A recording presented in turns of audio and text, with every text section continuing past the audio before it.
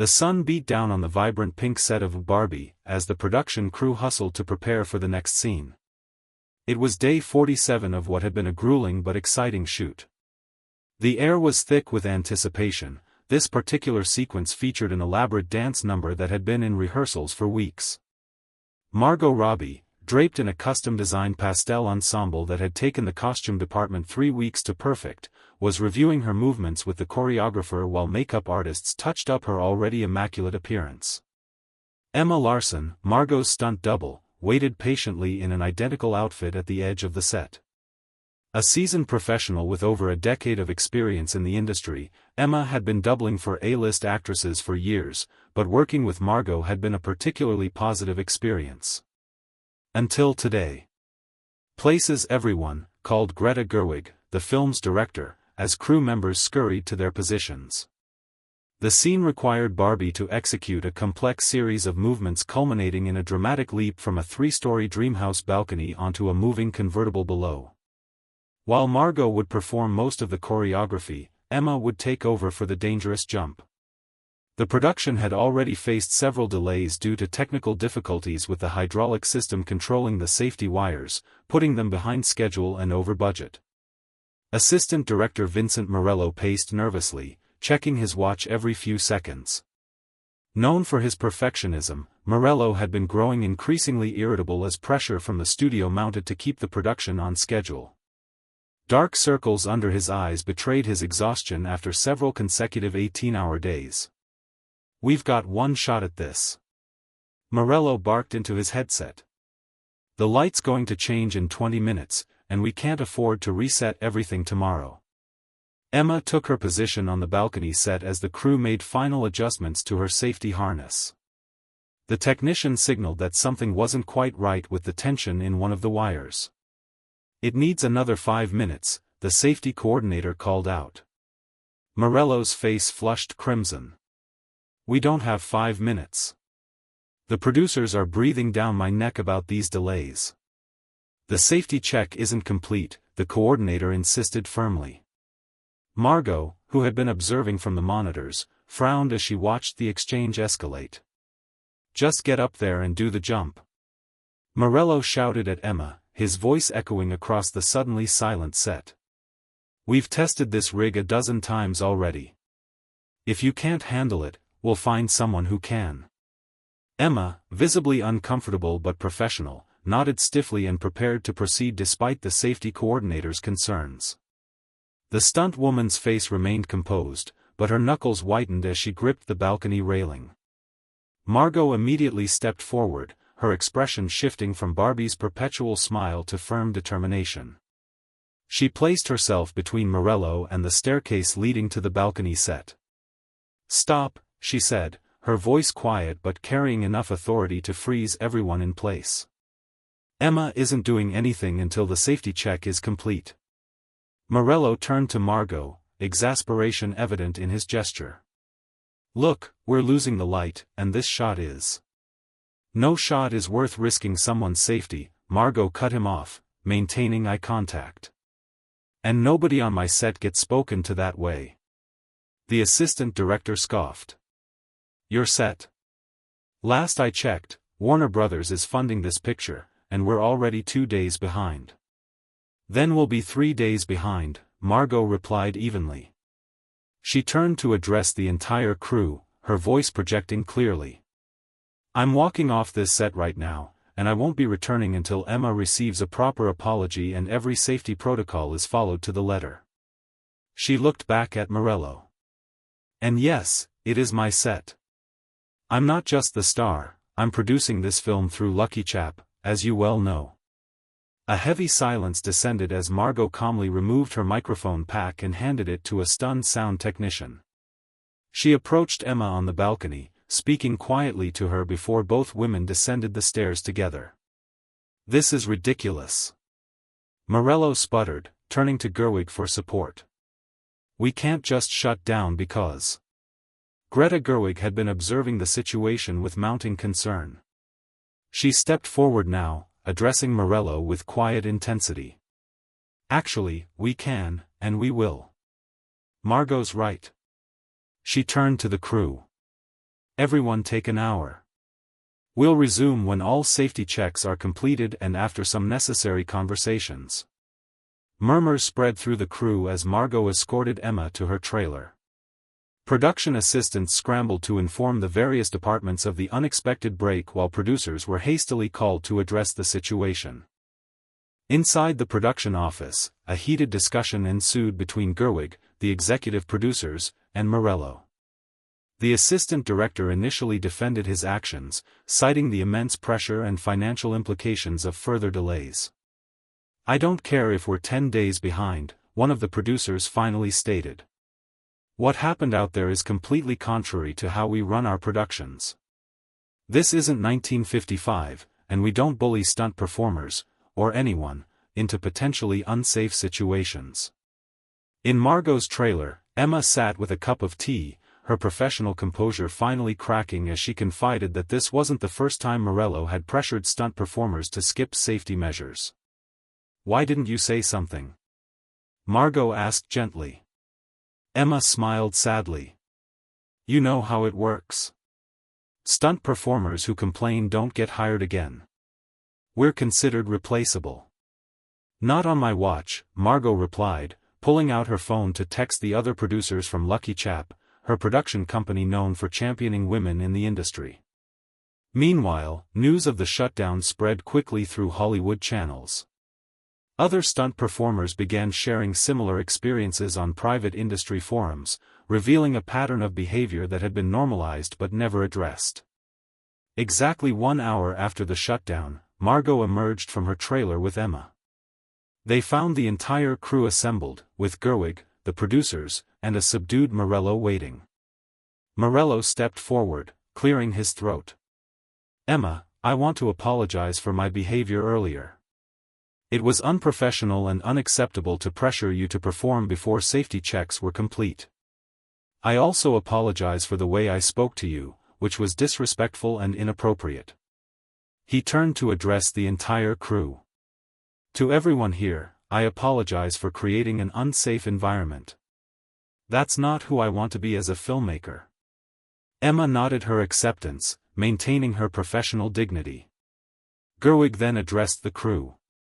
"From this moment forward, I want to be absolutely clear, safety is our top priority. No exceptions. No one should ever feel pressured to compromise their well-being for a shot. And respectful communication is non-negotiable." She gestured to Margot. "I want to thank Margot for having the courage to stand up today.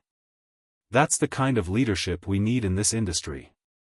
The crew applauded, many looking at Margot with newfound respect. Production resumed with the safety coordinator completing all necessary checks on the stunt rigging. The shot was successfully captured before the light changed, with Emma executing the stunt flawlessly. When she landed, the entire crew erupted in cheers. The incident transformed the dynamics on set. Morello, chastened by the experience and genuine in his desire to improve, became more mindful of his communication. Safety protocols were followed with renewed diligence.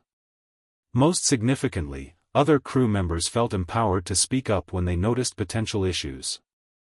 As filming continued over the subsequent weeks, the story of Margot's stand spread throughout the industry. Other actors began questioning safety practices on their own sets, leading to broader conversations about workplace culture in Hollywood. For Emma, the experience marked a turning point in her career. Following Barbie, she found herself specifically requested for major productions, with directors seeking not just her physical skills but her input on safety protocols. 6 months later, she was invited to join the safety committee of the Screen Actors Guild, where she helped develop new guidelines for stunt coordination. Margot refused to publicly discuss the incident in promotional interviews, deflecting questions with her characteristic grace. When pressed by one persistent journalist, she simply said, "Every workplace should be safe and respectful. The film industry isn't exempt from that basic standard." After its release, Barbie became not only a box office phenomenon but also received recognition for its innovative approach to production safety. In her acceptance speech for a Producers Guild Award, Margot briefly referenced the incident without naming names, making this film taught me that sometimes the most important production decision is knowing when to stop production. When we prioritize people over schedules, everyone wins. The standoff on the Barbie set, which had initially seemed like a costly interruption, ultimately lasted just over an hour. But its impact on Hollywood practices would be measured in years, as it sparked a quiet revolution in how productions approach safety, particularly for stunt performers who had long been expected to simply deal with dangerous conditions. For Margot Robbie, the incident reinforced her commitment to using her growing influence to improve industry standards. In meetings with studio executives, she began explicitly including safety and respect clauses in her contracts, creating a template that other actors soon adopted. A year after Barbie wrapped, Morello gave a candid interview to a film industry magazine about his wake-up call on set. "I was so focused on getting the shot that I lost sight of what actually matters," he admitted. "I'm grateful to Margot and everyone else who helped me become not just a better filmmaker but a better leader." The pink dreamhouse set of Barbie, with its picture-perfect aesthetic, had become the unlikely setting for a real-world lesson about standing up for others, challenging traditional power dynamics, and redefining what it means to be professional in an industry long plagued by compromise. As Emma later told a group of aspiring stunt performers at an industry workshop, the most dangerous thing on a set should never be the ego of those in charge. 2 weeks after the safety incident, production faced another challenge. The elaborate Barbie dreamhouse set, which had taken 3 months to construct, suffered significant water damage during an overnight storm. A section of the studio roof had leaked, ruining several key set pieces and costumes. The production team gathered at 5 a.m. to assess the damage. Insurance adjusters estimated repairs would take at least 4 days, threatening the already tight schedule. The studio executives immediately called an emergency meeting with Gerwig and the producers. "We need to cut some scenes," suggested one executive, reviewing the shooting schedule. "Perhaps we can eliminate the Dreamhouse party sequence altogether?" Margot, who had arrived early to see the damage herself, shook her head. "That sequence establishes Barbie's relationship with the other dolls. It's crucial to the story." The room fell silent as everyone contemplated the seemingly impossible situation. Suddenly, Emma, who had been helping the set dressers salvage what they could, stepped into the meeting. "I might have a solution," she said hesitantly. As all eyes turned to her, she explained that her sister ran a successful event planning business specializing in elaborate themed parties. "She has a warehouse full of pink decorations and furniture from a major corporate event last month. It's not exactly the same, but with some modifications." Morello, who had been unusually quiet since the safety incident, looked up with renewed energy. "That could work. If we repurpose some of the salvageable pieces and combine them with your sister's inventory." "It's worth a try," Gerwig agreed, turning to the studio executives. "Give us 24 hours before we make any decisions about cutting scenes." What followed was a remarkable demonstration of creative problem-solving and teamwork. Emma's sister arrived within hours, bringing a truckload of pink furniture, decorations, and fabric. The art department worked through the night, modifying the new pieces to match the Dreamhouse aesthetic. Set designers reconfigured the layout to work around the damaged sections. Margot pitched in alongside the crew, helping to paint and arrange furniture. When one of the executives stopped by to check progress, he found the star of the film on her knees, meticulously applying gold trim to a reimagined Barbie vanity. "You don't have to do this," he said, surprised. Margot looked up with a paint-smudged face and smiled. "We're all in this together. Besides, I'm having fun." By the following morning, the Dreamhouse had been transformed. It wasn't identical to the original design, but it captured the same magical quality, and in some ways, the collaborative spirit that had created it made it even more special. Gerwig stood in the center of the rebuilt set, visibly moved. "This is better than before," she announced to the exhausted but proud crew. "Let's shoot this today." The Dreamhouse party sequence became one of the most celebrated scenes in the film, with critics later praising its vibrant authenticity and joyful exuberance, unaware that it had been born from a near disaster and saved by the collective ingenuity of the entire production team. Behind the scenes. As production continued, the dynamic between Margot and Emma evolved beyond the typical star-double relationship.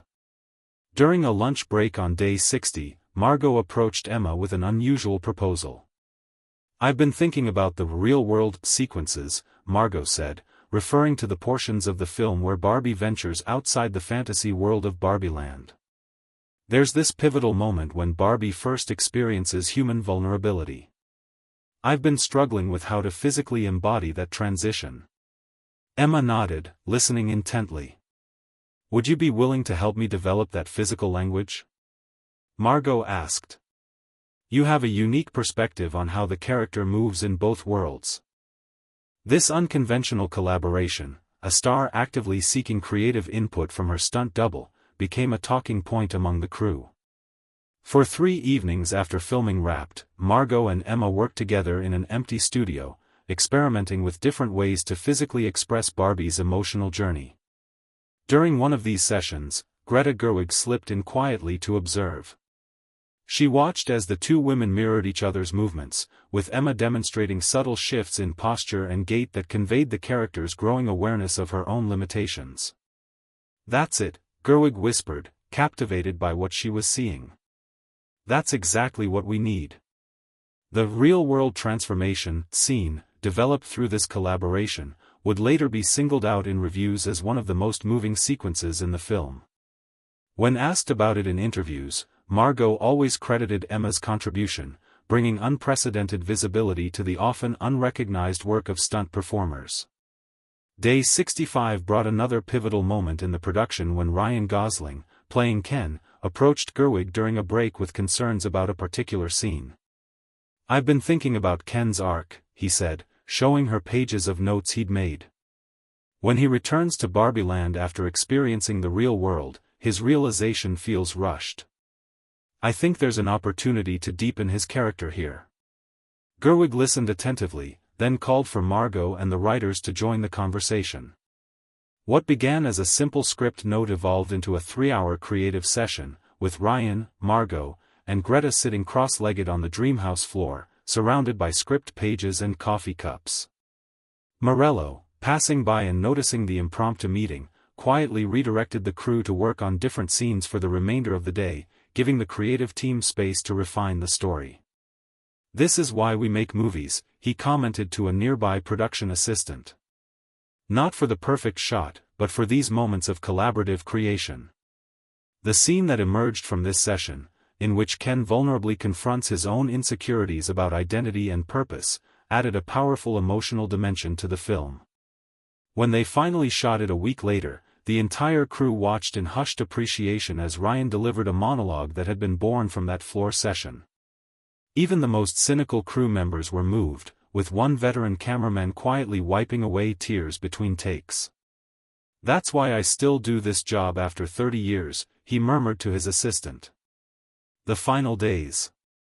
As production neared its conclusion, the atmosphere on set reflected the unique journey they had shared.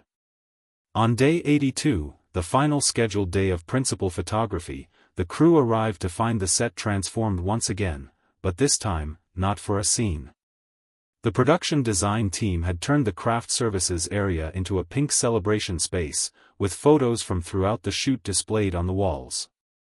Each image captured not just the making of scenes, but moments of connection, challenge, and triumph among the team. When Margot arrived for the final scene, a complex tracking shot that would bring the story full circle, she paused to take in the photo display. She found herself particularly moved by a candid shot taken the day after the safety incident. Emma was showing a group of young production assistants how to properly check harness equipment, while Morello attentively took notes. "That's my favorite too," said Gerwig, who had quietly joined her. "Do you know what happened there?" Margot shook her head. "Vincent arranged it himself," Gerwig explained.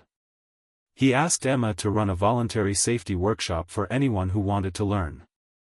Nearly the entire crew showed up. For the final shot of the day, and the production, Gerwig invited everyone who wasn't operating essential equipment to gather just outside the frame, so they could all witness the completion of their collective work. As the camera executed its elaborate movement and Margot delivered Barbie's concluding lines about finding authentic joy in an imperfect world, the assembled crew members exchanged emotional glances, recognizing that they too had been part of something meaningful. When Gerwig finally called, "That's a wrap on Barbie," the celebration that erupted was about more than completing a film. It was about the community they had built and the values they had upheld together. 6 months after production wrapped, as Barbie was breaking box office records worldwide, Emma Larson received an unexpected call from the Academy of Motion Picture Arts and Sciences. A new award category was being considered to recognize stunt coordination and performance, and they wanted her input on the criteria. "Your work on Barbie has been mentioned repeatedly in our discussions," the Academy representative explained. "Not just for the technical aspects, but for how it highlighted the creative contribution stunt performers make to storytelling." Emma later learned that Margot had been quietly advocating for this recognition, bringing attention to the artistic and narrative importance of stunt work in multiple industry forums. Meanwhile, Vincent Morello found himself in demand not just for his technical skills, but specifically for his approach to set management. A major film school invited him to develop a course on collaborative leadership in production, where he openly shared his journey from the Barbie set as a case study in personal and professional growth. "The greatest directing skill isn't calling the shots," he told his students. "It's creating an environment where every person feels valued enough to bring their best ideas forward." Perhaps the most profound legacy came in the form of the Barbie Protocol, a set of production guidelines developed by Lucky Chap Entertainment and subsequently adopted by several major studios. The protocol outlined principles for safety, respect, and collaborative problem-solving, emphasizing that these values were not in conflict with efficiency and excellence, but prerequisites for them.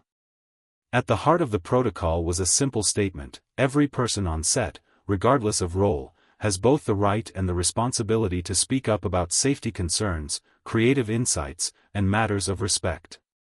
2 years after Barbie wrapped, Margot and Emma found themselves together again, this time as co-presenters at an industry event honoring innovation in filmmaking. As they waited backstage, Emma mentioned that she had recently been offered her first role as a stunt coordinator. "That's wonderful," Margot said sincerely. "The industry needs more people like you in leadership positions." Emma smiled. "I learned from the best. You showed me that having influence isn't just about having power, it's about how you use it to lift others up." As they walked onto the stage together, the audience rose in a standing ovation, not just for the groundbreaking film they had helped create, but for the ground-shifting changes they had helped inspire in an industry that was finally learning to value every contributor to the collaborative art of filmmaking. On the pink Dreamhouse set of Barbie, they had demonstrated that fantasy worlds could be built on real-world principles of dignity, safety, and mutual respect. And in doing so, they had created something more lasting than celluloid, a new blueprint for how stories could be told, both on screen and behind it. Thank you for watching. I hope you all enjoy this video and learned a lesson. I would be grateful for your likes. Also, don't forget to subscribe and comment on the video. See you soon.